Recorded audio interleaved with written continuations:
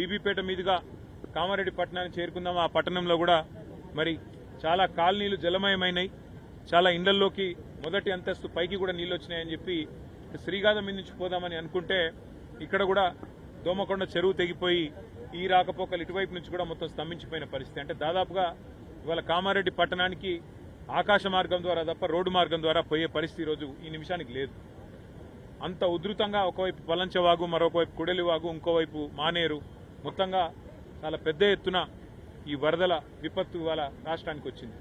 ఇంకా రాబోయే 4 రోజుల పాటు వర్షాలు విస్తారంగా కురుస్తాయని చెప్పి కూడా వాతావరణ శాఖ చెప్తా ఉంది.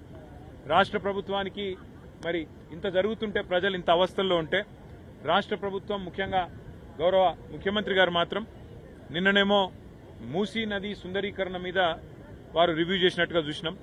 ఇవాళనేమో రాష్ట్రానికి ఒలింపిక్స్ ఎట్లా తేవాలని చెప్పి రివ్యూ చేస్తున్నట్టుగా ఇప్పుడే నేను టీవీలో చూసిన.